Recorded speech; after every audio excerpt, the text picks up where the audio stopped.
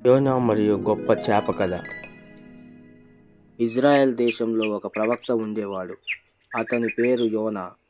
ఒకరోజు దేవుడు అతనితో మాట్లాడాడు.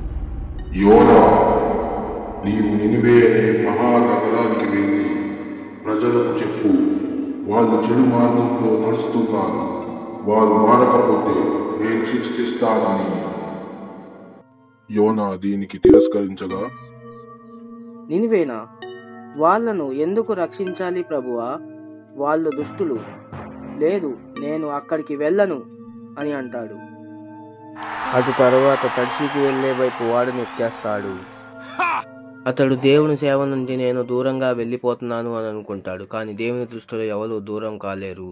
ఇంకా సముద్రంలో అలజడితో తుఫాను చెలరేగింది. ఏం జరుగుతోంది?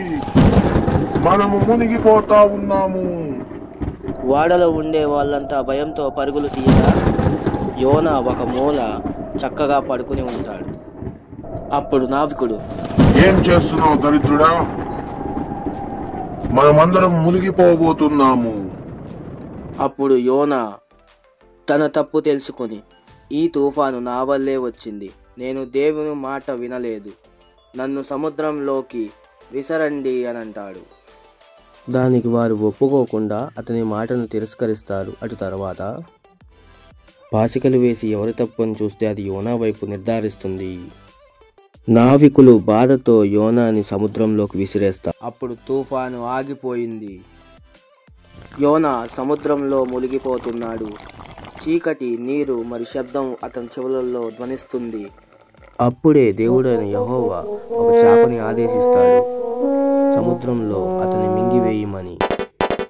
ఆ చేప కడుపులో 3 రాత్రులు 3 పగళ్ళు గడిపి యోనా ఆవేదనగా, ప్రభు, నేను నీ మాట వినలేదు, నన్ను లోతు నుండి రక్షించావు.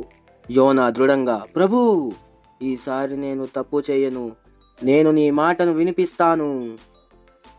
యోనాను సముద్రం తీరంలో వదిలేయు. యోనా నినివేకు వెళ్ళి దేవుని సందేశాన్ని చెప్పాడు. ప్రజలందరూ పశ్చాత్తాపడ్డారు.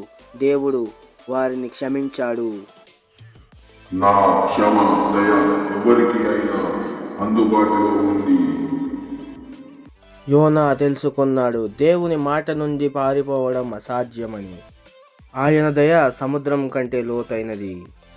ఈ కథలోని నీతి ఏమిటంటే, మనం ఎప్పుడు తప్పు చేసినా దేవుడు మనకి 2వ అవకాశం ఇస్తాడు అని.